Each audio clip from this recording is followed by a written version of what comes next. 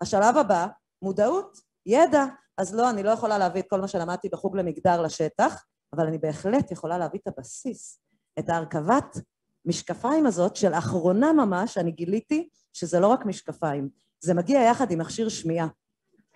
למה זה מגיע יחד עם מכשיר שמיעה? כי לא רק מעצבן אותי לראות את הדברים, זה צורם לי באוזן.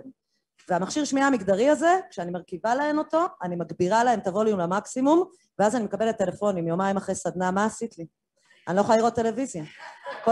כל מי שמדברת בזכר, אני מעירה לה, יופי. זה בדיוק מה שרציתי שיקרה, וזאת הדרך לעבור למעשים.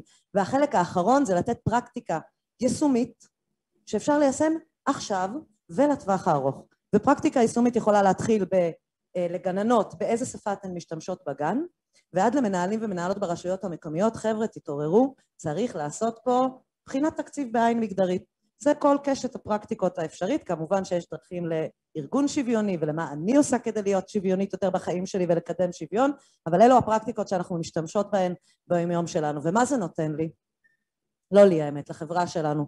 אני לא נותנת עצות איך לעשות את זה בשטח. אני רוצה שמי שפוגשת אותנו ופוגש אותנו יפתחו לעצמם את הקול המגדרי שלהם, את האג'נדה המגדרית שלהם, ויפעלו מתוך מה שנקרא אדוות של שינוי. השינוי תמיד מתחיל, כמו ששרי אריסון אומרת, בתוכי, ולכן אני צריכה קודם להשפיע מבפנים, ואז זה מתחיל לצאת החוצה. כי אחרי שמי שהייתה בסדנה שלי, היא יוצאת, חוזרת הביתה ואומרת לילדים שלה בארוחת ערב, וואי, מה עברתי היום? אל תשאלו. ידעתם שיש דבר כזה זכר ונקבה, וזכר מגיע מהשורש זכר ונקבה מהשורש נקב? ואז היא מסבירה להם מה זה זיכרון לעומת נקב שזכור.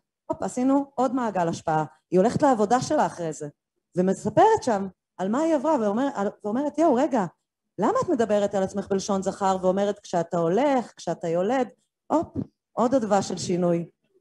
ואז זה מגיע, השמיים הם הגבול. אז זאת הדרך שלי להשפיע, וזאת הדרך שלי לקחת את מה שלמדתי פה ולעשות עם זה שינוי בשטח, ואם תגלו מה מצחיק במגדר, אז תספרו לי. תודה רבה.